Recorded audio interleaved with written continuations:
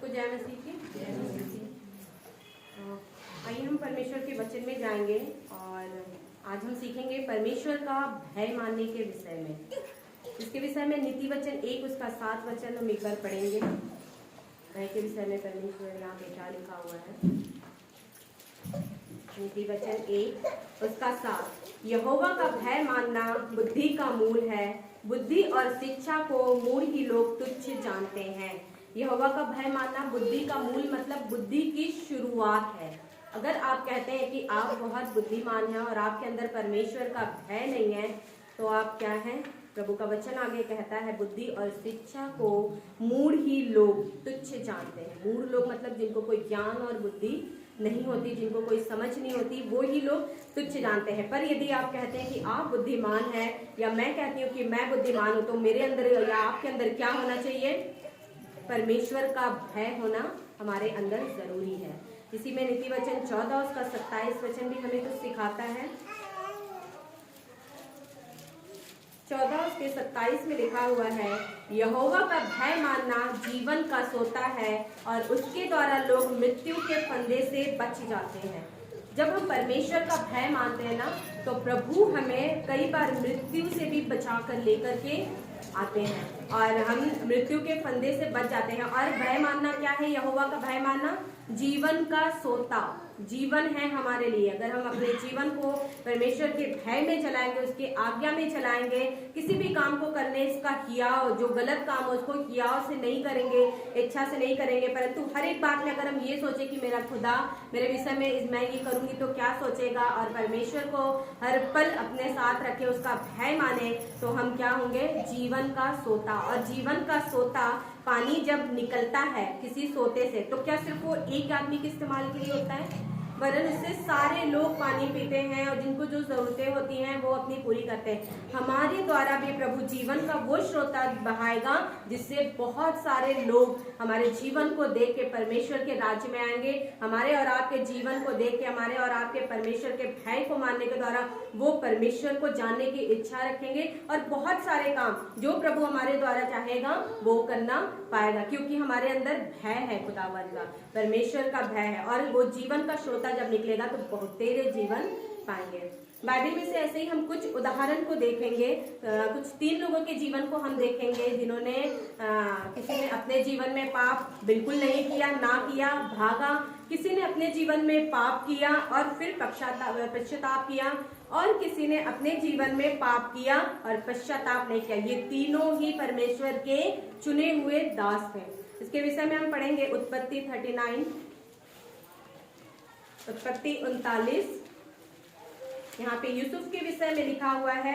यूसुफ जो याकूब के बेटे थे, और जब उन्होंने परमेश्वर ने उन्हें एक दर्शन दिया, स्वप्न दिया हुआ था, जब उन्होंने अपने भाइयों को बताया तो उनके भाइयों को वो चीज बुरी लगी कि हम अपने छोटे भाई को कैसे दंडवत कर सकते हैं। इसलिए उन्होंने उसे क्या किया? गाड़ दिया मिट्टी में। और जब उनके बड़े भाई को तरस आया थोड़ा, तो उन्होंने उसे निकाल के मिस्रियों के हाथ में गुलामी के लिए बेच दिया। जब वो वहां पे गए तो उनको बहुत सारी कठिनाइयों का सामना करना पड़ा। और वहीं पे जब वो एक राजा के सेनापति थे, उनके घर में जब रहते थे, तो वहां पे क्या लिखा हुआ है? उन्होंने पोतीफर नाम था, पोतीफर की पत्नी, पोतीफर के घर में जब यूसुफ गए तो वहां पे उसको सारी चीजों का अधिकारी पोतीफर ने बना दिया अपने राजमहल में, हर एक चीजों पर।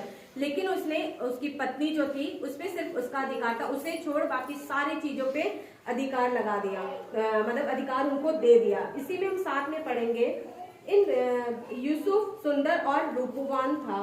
इन बातों के पश्चात ऐसा हुआ कि उसके स्वामी की पत्नी ने यूसुफ की ओर आंख लगाई और कहा, मेरे साथ सो।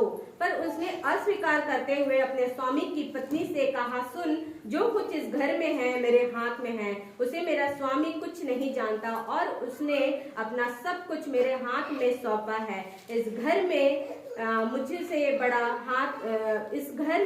मुझसे बड़ा कोई नहीं, और उसने तुझे छोड़ जो उसकी पत्नी है मुझसे कुछ नहीं रख छोड़ा। इसलिए भला मैं ऐसी बड़ी दुष्टता करके परमेश्वर का अपराधी क्यों बनूं? उसने पोतीफर ने उसे सब चीजों पे अधिकार दिया है, सब कुछ उसके हाथ में छोड़ा। उसके घर में उससे बड़ा और भी कोई नहीं था।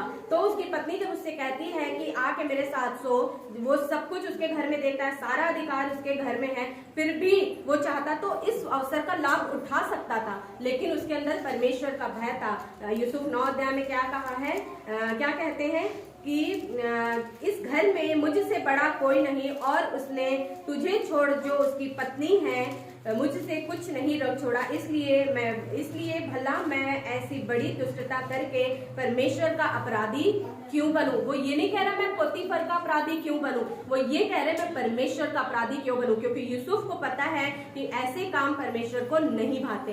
किसी की पत्नी पे हाथ डालना प्रभु को पसंद नहीं। आपकी एक पत्नी होते हुए और आपके पास अगर पत्नी नहीं है तो अपनी पत्नी का वेट करिए, ना कि किसी और की पत्नी पर आप हाथ डाले। यूसुफ इस बात को अच्छे से जानते थे। वो भय में उन्होंने बहुत कठिनाइयों का सामना किया, पर फिर भी वो प्रभु के भय को अपने जीवन में रखते हुए आगे बढ़े। और जब आगे लिखा हुआ है 6 अध्याय में, यूसुफ क्या थे, बहुत सुंदर और रूपवान थे, एक जवान, बहुत अच्छा पुरुष दिखने में। लेकिन जो उसकी पोतीफर की पत्नी इसलिए उनके तरफ अट्रैक्ट हुई, लेकिन यूसुफ ने क्या किया, अपने जैसा वचन भजन संहिता है जवान, अपनी जवानी के दिन को अपने सृजनहार को स्मरण कर। यूसुफ अपने सृजनहार को स्मरण किया। उसने ये नहीं कहा कि मैं पोतीफर की नजर में अपराधी क्यों बनूं, उसने क्या कहा, मेरा परमेश्वर जो मुझे गुप्त में देखता है, मैं उसके सामने अपराधी क्यों बनूं। हम यहाँ पे ये सीख पाते हैं कि पोतीफर ने वो वहां से चला गया, उसके बाद आगे आप पढ़ेंगे तो उनकी पत्नी ने उन पर ये इल्जाम लगाया और उनको जेल में डलवा दिया, वो जेल तक गए, पर उन्होंने वो गलत काम करने के लिए अपने हाथ को आगे नहीं बढ़ाया। हमें और आपको भी ऐसा ही करना, ऐसा ही जीवन होना चाहिए। हमें कोई देखे ना देखे। पोतीफर ने उसे हर एक चीजों पे अधिकारी बना दिया, लेकिन वो किसकी नजर में था, वो जानता है कि जो परमेश्वर गुप्त में है वो उसे देखता है, इसलिए उसने वो अपराध को नहीं किया और उधर वो उनसे खड़ा होकर वार्तालाप भी नहीं कर रहा है, वो भागा वहां से। आप आगे बढ़ेंगे तो यूसुफ वहां से निकल के भागता है। व्यभिचार जैसी चीजों में हमें भी वहां खड़े होकर लड़ने की जरूरत नहीं है। कुछ ऐसी चीजें हैं जिससे हमें भागना चाहिए। इसलिए इससे हम ये सीखते हैं कि हमें इन बातों से आगे भागना है। दूसरा हम पढ़ेंगे पहला इतिहास 10 उसका 13 और 14। हमें यहाँ पे यूसुफ के विषय में देखा, अब हम देखेंगे आगे दूसरा इतिहास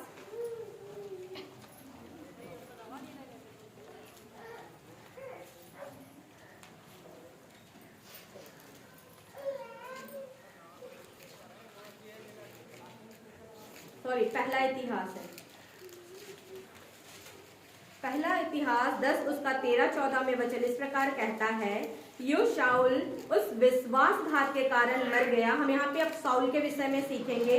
यो शाऊल उस विश्वासघात के कारण मर गया जो उसने यहोवा से किया था, क्योंकि उसने यहोवा का वचन टाल दिया था। फिर उसने भूत सिद्धि करने वाले से पूछकर सम्मति ली थी। राजा शाऊल के विषय में हम यहाँ पर देख रहे हैं, जो इजराइलियों पर राजा परमेश्वर ने उसे बनाया था। आप आगे के अध्यायों में पढ़ सकते हैं घर जाकर। जब परमेश्वर ने उसे राजा बनाया था और सब कुछ उसके लिए कर दिया था, तब शाऊल आगे चल करके वचन यहाँ पे बताती है, पहला इतिहास 10 उसका 13 में, विश्वासघात किया उसने परमेश्वर के साथ। यहाँ वचन साफ कहता है कि विश्वासघात के कारण वह मर गया जो यहोवा से किया था उसने, पहला। दूसरा, उसने क्या किया था, वचन को टाल दिया था। और तीसरा, उन्होंने क्या किया था, भूत सिद्धि करने वालों को, ओजा और तंत्र करने वालों के पास गए थे और उनके साथ उन्होंने सम्मति ली थी, क्योंकि उनके जीवन में कुछ कठिनाइयां आई और उनको लगा कि मैं इन परिस्थितियों से कैसे निकलूं। वो परमेश्वर से ना पूछकर किससे पूछ रहे थे, भूत सिद्धि करने वाले से। आगे हम पढ़ेंगे पहला शमूएल 13 और उसका 13। पहला शमूएल निकाल लीजिए।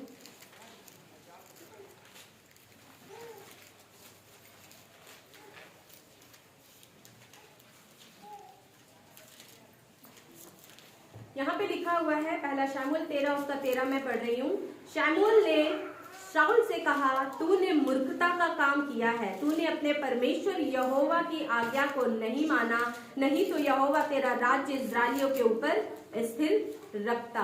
परंतु अब तेरा राज्य बना ना रहेगा। यहोवा ने अपने लिए एक ऐसे पुरुष को ढूंढ लिया है जो उसके मन के अनुसार है, और यहोवा ने उसी को अपनी प्रजा पर प्रधान होने को ठहराया है, क्योंकि तूने यहोवा की आज्ञा को नहीं माना। राजा शाऊल ने क्यों नहीं माना? क्योंकि वो इसके विषय में थोड़ा बताऊंगी। वो गए थे एक युद्ध लड़ने के लिए, और परमेश्वर ने वहां पे उनसे कहा था, तू उस नगर की हर चीजों को क्या करना, नाश कर देना, कोई भी चीज को मत छूना। वो ऐसा करके परमेश्वर ने जब उनसे कहा था, तो उन्हें जब उस नगर में वो युद्ध के लिए गए, तो उनको वहां पे कुछ गाय, बैल और जानवर उन्हें बहुत अच्छे लगे, जिसे वो अपने साथ लेकर आए। पर परमेश्वर ने क्या कहा था कि कुछ भी चीज को साथ लेकर मत आना। पर वो उनको वो चीजें, क्या चीज अच्छा लगा उनको? जानवर अच्छे लगे। परमेश्वर की आज्ञा मानना अच्छा नहीं लगा, पर उनको जानवर ने इतना मतलब जानवर कुछ भी नहीं है, आप खुद भी लेके उसको रख सकते हैं, पर उनको दूसरे के जानवर पे लालच आया। धन पे लालच आता, समझ में आता, पर उनको जानवरों पे मतलब परमेश्वर का वचन उनके आगे इतना, उन्होंने बिल्कुल भी महानता नहीं दी प्रभु के वचन को, और जानवर उनको प्रिय लगा। कई बार हमारे जीवन में भी ऐसा ही होता है। हम परमेश्वर से कहते हैं, प्रभु यीशु मसीह मैंने सब कुछ किया, सब कुछ जाना, पर जो चीज हमें बहुत लुभावनी लगती ना, वो हमें छोड़ना बहुत मुश्किल लग जाता है। जैसा राजा साउल को यहाँ पे लग रहा है, उन्हें जानवर इतना अच्छा लग रहा है। जानवर क्या है दृष्टि में? कुछ भी नहीं है। प्रभु ने मनुष्य को, मुझे और आपको बहुत ही महान बनाया है, अपनी समानता में बनाया है, पर वो जानवर के लिए परमेश्वर के वचन को टाल दे रहे हैं। क्या मैं और आप ऐसा कर सकते हैं? पर कई बार हम भी ऐसा कर जाते हैं। आगे हम अध्याय में मैं इस विषय में बताऊंगी थोड़ा। वो कुछ भी चीजों को नहीं, और इसी में शमूएल में आगे कुछ और वचन लिखे हुए हैं। जब राजा शाऊल युद्ध के लिए दाऊद जब मार देते हैं गोलियत को, तब जब वहां पे स्त्रियां जब दाऊद के लिए गाना गाती हैं, तो शाऊल को वो बात बुरी लगती है, उनको घमंड आ जाता है, उनको बुरा लगता है कि मतलब ये ऐसा कैसे हो रहा है, मतलब मुझे नहीं परंतु दाऊद को ज्यादा प्रेस कर रहे हैं, दाऊद की ज्यादा गुणगान कर रहे हैं, उन्हें वो चीज बुरा लगता है। और तीसरी बात यहाँ पे क्या है, शाऊल का एक और था, उसमें हम पढ़ेंगे पहला शमूएल 28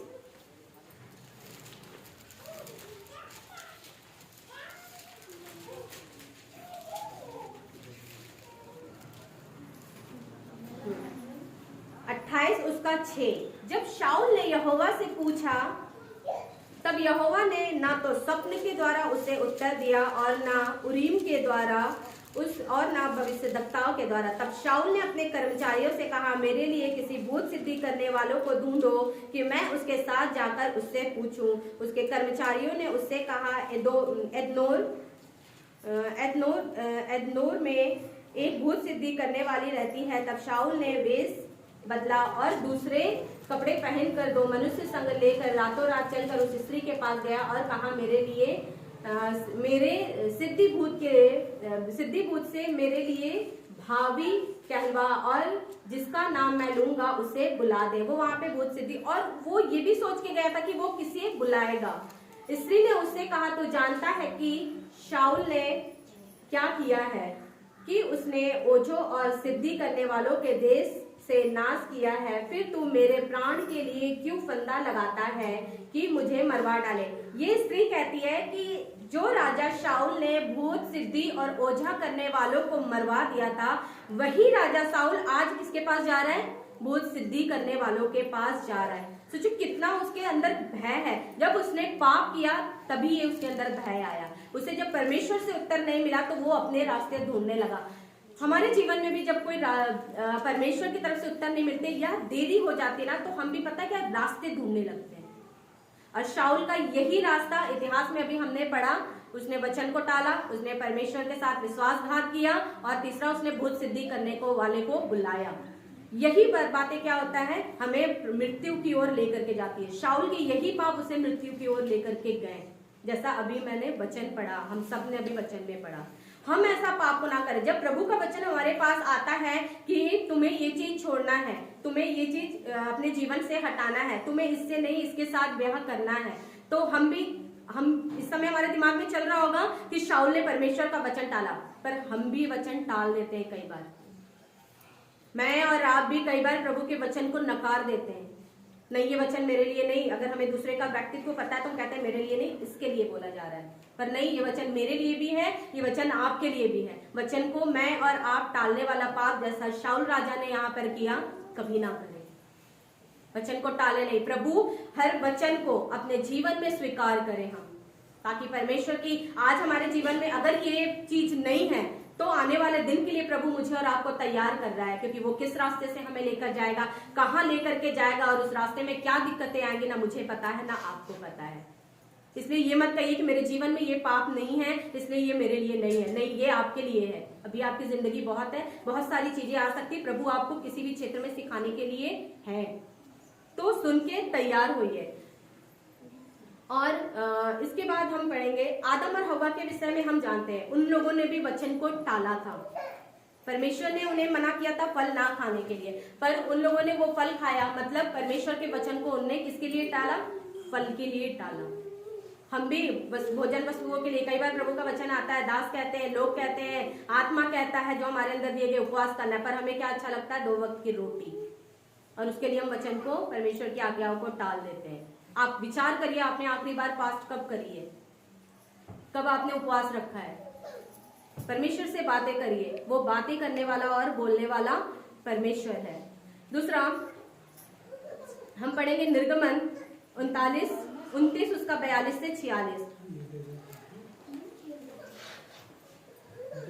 निर्गमन 29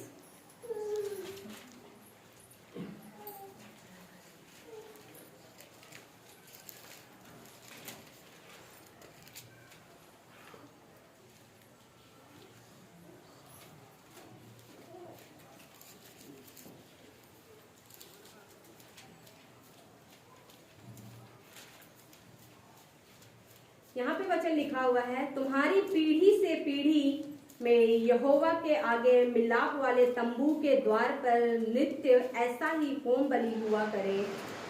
यह वह स्थान है जिसमें मैं तुम लोगों से इसलिए मिला करूंगा कि तुझसे बातें करूं। मैं इस्राएलियों से वही मिला करूंगा और वह तंबू मेरे तेज से पवित्र किया जाएगा। यहाँ पे परमेश्वर का वचन क्या कह रहा है? थोड़ा सा आगे और पढ़ूंगी। और मैं मिलाप वाले तंबू और वेदी को पवित्र करूंगा और हारून और उसके पुत्रों को भी पवित्र करूंगा कि वे मेरे लिए याजक का काम करें। और मैं इस्राएलियों के मध्य निवास करूंगा और उनका परमेश्वर ठहरूंगा।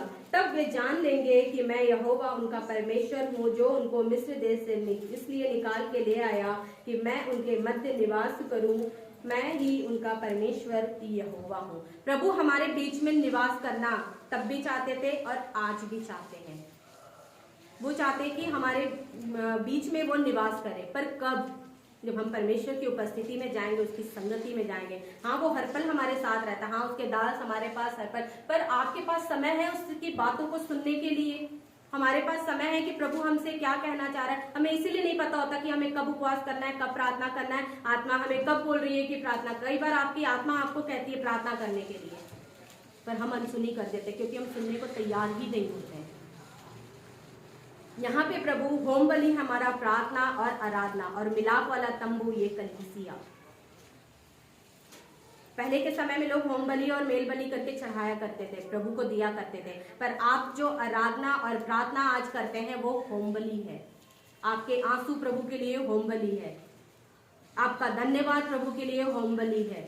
उससे प्रभु, आप पढ़िए पुराने नियम में, बहुत खुश होते थे परमेश्वर, अपने लोगों की इच्छाओं को पूरी करते थे, उनसे बातें करते थे। यहाँ पे वचन में लिखा हुआ है, मैं तुमसे मिला करूंगा, मैं तुमसे बातें करूंगा। आज परमेश्वर के पास हम आते हैं, कलीसिया में, चर्च में उपस्थित होते हैं, पर बात नहीं सुन पाते। क्यों? क्योंकि आते हैं, बैठे रहते, पर मन कहीं और लगा रहता है हमारा।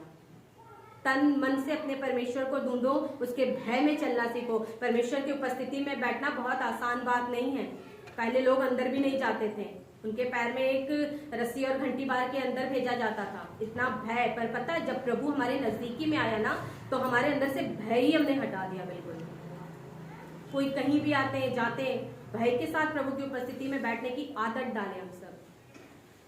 और यहाँ पे मैंने होम बलि के विषय में बताया, प्रार्थना, आराधना, धन्यवाद और हमारे आंसू परमेश्वर के लिए होम बलि है। और हमारा मिलाप वाला तंबू, कलीसिया, चर्च। आप अपने घर में आराधना करते हैं, हाँ प्रभु आपसे मिलते हैं, पर यहाँ वो एक परिवार से मिलने आते हैं, उनको कलीसिया चाहिए। अगर आपको मैं एक हाथ दे दूं और कह दूं इसके साथ जीवन गुजार लो, आप गुजार लेंगे? हम सब प्रभु के कलीसिया में एक एक अंग हैं। अगर आप नहीं गुजार सकते तो परमेश्वर कैसे करेंगे?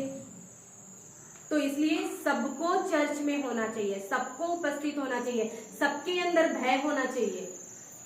आपका एक हाथ काम करे, दूसरा काम नहीं करे, आपके लिए आसान होगा जिंदगी काटना। एक दूसरे को सिखाना है। अगर कोई हमें सिखा भी रहा है, कोई बोल भी रहा है प्रभु के भय मानने के विषय में, चाहे मैं बोलूं, चाहे हमारे बीच का कोई भाई बहन ही बोले, तो भी हमें ये हमारे मन में कई बार विचार आ जाते हैं कि अपने आप को ज्यादा दिखा रहे हैं। ये विचार नहीं आना चाहिए, वो हमें सिखा रहे हैं, प्रभु उनके द्वारा बात कर रहा है आपसे। इन बातों को ध्यान में रखेंगे। उसके बाद हम पढ़ेंगे दूसरा शमूएल। अब हम शाऊल के विषय में, हमने यूसुफ के विषय में यहाँ पे देखा। वो पाप जब उनके सम्मुख आया तो वो उससे भागे, उन्होंने हियाव नहीं किया पाप करने का। शमूएल को हमने देखा जिसको प्रभु ने चुना, अभिषेक किया और उनको सब कुछ दिया। उसके बाद वो क्या किए? उन्होंने पाप किया, वचन को टाला, विश्वासघात किया और भूत सिद्धि करने वालों के पास गए। अब तीसरा हम पढ़ेंगे राजा दाऊद के विषय में, निकालेंगे दूसरा शमूएल 11 उसका 2।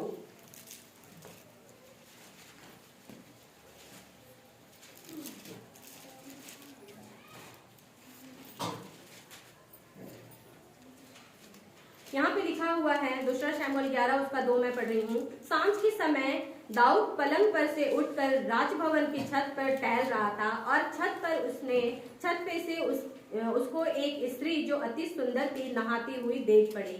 जब दाऊद ने भेजकर उस स्त्री से पूछवाया तब किसी ने कहा, क्या यह एलीआम की बेटी और हित्ती उरिय्याह की पत्नी बतशेबा नहीं है? तब दाऊद ने दूत भेजकर उसे बुलवा लिया और दाऊद के पास आई और वह उसके साथ सोया। दाऊद राजा, जिसको परमेश्वर ने अभिषेक किया था राजा साउल के बाद राजा होने के लिए, उनके द्वारा भी, उनके जीवन में भी एक पाप आया। जब वो छत पे टहल रहे थे और उनके लोग युद्ध कर रहे थे, तब राजा दाऊद ने अपने छत पे से एक स्त्री को देखा जो हित्ती उरिय्याह की बीवी थी। वो नहा रही थी और उनको देख के राजा का मन बदल गया। राजा दाऊद, जिसको प्रभु कहता है मेरे हृदय का। आप आगे पढ़ेंगे, जब अभी मैंने पढ़ा शमूएल 13 में क्या कह रहा था नबी? शमूएल क्या कह रहे थे उनसे कि अपने हृदय के अनुसार यहोवा ने अपने राजा को चुन लिया है, दाऊद को। प्रभु ये बात पहले कह रहा था क्योंकि प्रभु दाऊद को जानते थे कि वो उसका मन अच्छा है, उसका हृदय अच्छा है। लेकिन वही दाऊद राजा क्या कर रहे हैं यहाँ पर? जब वो छत पे टहल रहे थे तो उन्होंने एक स्त्री को देखा और उनके मन में गलत विचार आया। उसके बाद हम दूसरा शमूएल 12 उसका 8 एक बार पढ़ेंगे, इसी में है। जब उनके पाप आया उनके जीवन में, उन्होंने जब पाप किया तो उन्हें इस बात का एहसास ही नहीं है कि उनके जीवन में क्या हुआ है, उन्हें पता ही नहीं। नातान नबी यहाँ पर आया उनसे बात करने के लिए। 12 मैं 1 से थोड़ा जल्दी पढ़ दूंगी ताकि आपको पूरी बात समझ में आए। तब यहोवा ने दाऊद के पास नातान, जो कि नबी थे शमूएल के मरने के बाद, को भेजा और वह उसके पास जाकर कहने लगा, एक नगर में 2 मनुष्य रहते थे। नातान नबी राजा दाऊद के पास मिलने गया और उन्हें एक उदाहरण से समझा रहे। मेरी बात समझ में आ रही सबको? उन्हें एक उदाहरण के द्वारा समझा रही हैं। एक नगर में 2 मनुष्य रहते थे, जिसमें से एक धनी और एक निर्धन था। धनी के पास तो बहुत सी भेड़ बकरियां और गाय बैल थी, परंतु निर्धन के पास भेड़ की एक छोटी बच्ची जो छोड़ और कुछ भी ना था, और उसको उसे मोल लेकर जिलाया था। वह उसके यहाँ उसके बाल बच्चों के साथ ही बड़ी थी। वह उसके टुकड़ों में से खाती और उसके कटोरों में से पीती और उसकी गोद में सोती थी। वह उसकी बेटी के समान थी। फिर धनी के पास एक यात्री आया। यहाँ पे एक बता रहे हैं एक उदाहरण के तौर पे कि एक गांव में 2 लोग रहते थे, जो एक निर्धन था और एक धनी था। निर्धन के पास केवल एक ही बच्चियां थी, वो जानवर था, और मतलब भेड़ एक ही थी भेड़, और धनी के पास बहुत सारा था। एक दिन धनी के घर में एक यात्री आया, ध्यान से सुनिएगा। सुनिएगा। एक यात्री आया और उसने उस यात्री के लिए जो उसके पास था भोजन बनवाने को अपनी भेड़ बकरियां या गाय में से कुछ भी नहीं लिया। उस धनी के पास इतनी सारी गाय बकरियां हैं पर उसने उसमें से नहीं लिया, परंतु उस निर्धन मनुष्य की भेड़ की बच्ची लेकर उस जन के लिए जो उसके पास आया था भोजन बनवाया। तब दाऊद का कोप उस मनुष्य पर भड़का। क्या कह रहे हैं, जो नातान नबी समझाने की कोशिश कर रहे हैं कि धनी के पास सब कुछ था पर फिर भी उसने अपनी गाय बछड़ियों को नहीं लिया। किसके लिया? निर्धन से लिया, जिसके पास सिर्फ एक बच्चियां थी और वो उसकी बेटी के समान थी, उससे उसने लिया। तब दाऊद राजा ने ये सोचा कि मतलब निर्धन से क्यों लिया, उसके पास तो एक ही थी और वो भी उसकी बेटी के समान थी, उसे नहीं। तो दाऊद राजा का क्या हुआ, कोप उस मनुष्य पर भड़का और उसने नातान से कहा, यहोवा के जीवन की शपथ, जिस मनुष्य ने ऐसा काम किया है वह प्राण दंड के योग्य है और उसको उस भेड़ की बच्ची का 4 गुना भर देना होगा, क्योंकि उसने ऐसा किया है और कुछ दया नहीं की। उससे गुस्सा आ रहा है क्योंकि उस मनुष्य दूसरे मनुष्य के बारे में सुन रहा है। अब आगे हम पढ़ेंगे। तब नातान ने दाऊद से कहा, तू ही वह मनुष्य है। इस्राएल का परमेश्वर यहोवा यह कहता है, मैंने तेरा अभिषेक करके तुझे इस्राएल का राजा ठहराया और मैंने तुझे शाऊल के हाथ से बचाया। फिर मैंने तेरे स्वामी का भवन तुझे दिया और तेरे स्वामी की पत्नियां और तेरे भोग के लिए दे दी और मैंने इज़राइल और यहूदा का घराना तुझे दिया था, और यदि यह थोड़ा था तो मैं तुझे और भी बहुत कुछ देने वाला था। नातान नबी जब उन्हें वो दृष्टांत वो का उदाहरण बता रहे थे तो उनको बहुत गुस्सा आया, लेकिन उन्होंने अपने जीवन को नहीं देखा कि मैं भी तो यही चीज कर रहा हूँ। परमेश्वर यहाँ पे कह रहा है उसने उसे कितनी सारी चीजें दी, अपने दास का भवन, उसकी पत्नियां और वो यहूदा, वो सारा नगर, राज्य अधिकार, राजभवन, सारी सुख सुविधाएं परमेश्वर ने उसे दी हुई थी। और आगे वचन क्या कहता है, मैं तुझे और भी बहुत कुछ देने वाला था। पर फिर भी उसकी किसकी पत्नी को, एक सेनापति की पत्नी के ऊपर अपनी नजर डाली। उसकी एक ही पत्नी थी, एक पत्नी हो चाहे 10 पत्नी हो, आप किसी दूसरे की पत्नी के ऊपर हाथ नहीं डाल सकते। आपको जो दिया गया है आप उसके साथ रहिए। प्रभु ने दाऊद को बहुत सारी दी थी पर फिर भी वो उसके साथ नहीं, परंतु किसी और की पत्नी के ऊपर हाथ डाला उसने। इसलिए प्रभु यहाँ पर गुस्सा हुए और जो कुछ देने वाले थे वो प्रभु ने उसे आगे हम पढ़ेंगे क्या हुआ। तूने यहोवा की आज्ञा तुच्छ जानकर क्यों वह काम किया जो उसकी दृष्टि में बुरा है। हित्ती उरिय्याह को तूने तलवार से घात किया और उसकी पत्नी, एक पाप उसने व्यभिचार किया, दूसरी पाप उस पत्नी को अपनी बनाने के लिए उसके पति को युद्ध में मरवा दिया। आप इस अध्याय को घर जाके पढ़ेंगे, आपको समझ में आएगा। उसके पति को मरवाया और इसलिए अब तलवार तेरे घर से कभी दूर ना होगा, क्योंकि तूने तुच्छ जानकर हित्ती उरिय्याह की पत्नी को अपनी पत्नी कर लिया है। किसको तुच्छ जाना? परमेश्वर के वचन को। उसने उसे जो कुछ भी दिया उसमें वो संतुष्ट नहीं था। आपको और मुझे प्रभु जो कुछ भी देता है उसके साथ हमें संतुष्ट रहना सीखना है। हमें प्रभु का भय, जैसे यूसुफ मान रहा है यहाँ पे, वैसे ही मानना है, ताकि हम भी चीजों से, जो बुरी चीजें आपको घेर रखती है, पकड़ के रखती है, उन चीजों से भागने का प्रयत्न करें। उन चीजों को उन चीजों में अगर हम रहेंगे तो हमारा जीवन खराब हो जाएगा। राजा शाऊल उन्हीं चीजों में पड़े रहे और उन्होंने पश्चाताप नहीं किया। एक हम दास देखते हैं यूसुफ, जो पाप से भाग गया, वो नजदीक भी नहीं गया उसके। दूसरा दास हम देखते हैं यहाँ पर राजा शाऊल, जिन्होंने पाप पे पाप करते गए। तीसरा राजा हम देखते हैं राजा दाऊद, जिनसे पाप हुआ, आगे आप पढ़ेंगे, उन्होंने पश्चाताप किया, प्रभु के सामने आंसू बहाए और इस एक पाप को छोड़ उन्होंने जीवन में कोई भी पाप नहीं किया। आज हम और आप कहाँ पर हैं? कौन सी दास के जीवन से हम सीख पा रहे हैं कि हम क्या कर रहे हैं? पाप को देके भाग रहे हैं या एक पाप छुपाने के लिए कई पाप करते जा रहे हैं? आप जब एक पाप करेंगे तुरंत पश्चाताप करिए, अदरवाइज जैसे दाऊद ने एक पाप किया, पहले व्यभिचार, दूसरी की पत्नी पे हाथ डाला, दूसरा उसने उसके पति को मरवा दिया। मैं और आप, एक पाप होता है, अगर गलती होती है, मनुष्य है, प्रभु से बार बार माफी मांगिए। यदि आप 10 बार पाप करते हैं, आप 100 बार माफी मांगिए। आप अपने पाप से ज्यादा प्रार्थना को जब तक नहीं करेंगे कभी भी उन चीजों से निकल नहीं पाएंगे। एक बाउल में अगर आप चने को भिगोते हैं तो पानी उससे ज्यादा रखना पड़ता है ताकि वो अच्छे से फूल पाए। हमें भी प्रार्थना ज्यादा रखना पड़ेगा, ज्यादा परमेश्वर की उपस्थिति में उसके सम्मुख जाना पड़ेगा ताकि पाप हमारे कम हो और हम प्रभु में निखरे। एक आखिरी अध्याय में पढ़ूंगी, आप सब निकाल लीजिए, मलाकी 1 उसका 16।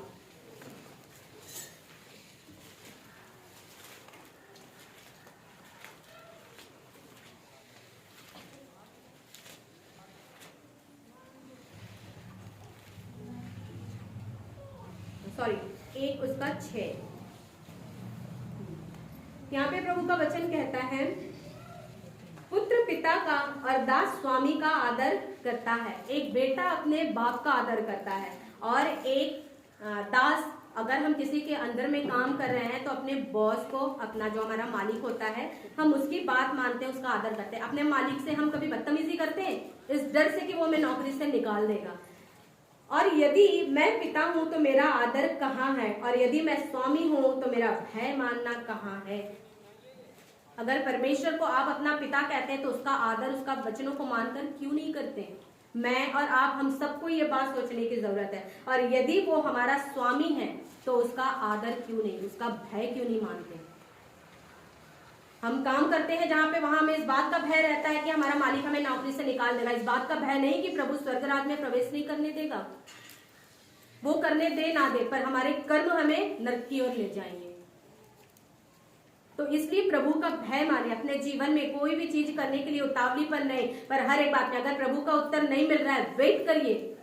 अगर परमेश्वर आपकी शादी में लेट कर रहा है, वेट करिए। जब तक आपके पास्टर आगे बढ़ने को नहीं कहे, मत पढ़िए। अपनी मनमानी करेंगे, फिर जैसा हमने वचन में पढ़ा वही हमारे साथ होगा, क्योंकि परमेश्वर का वचन सत्य है और वो कभी नहीं बदलता। इसलिए हमें परमेश्वर का भय मानकर अपना जीवन बिताने की जरूरत है। आज ये मेरे लिए है। आप भी डिसाइड करिए कि ये आपके लिए है, कि आप भी प्रभु का भय माने, उसकी उपस्थिति में चले।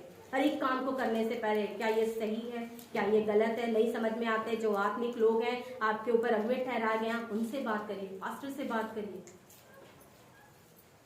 मैं आशा करती हूँ कि हम अपने जीवन में ये चीज लागू करेंगे। सबको जय मसीह।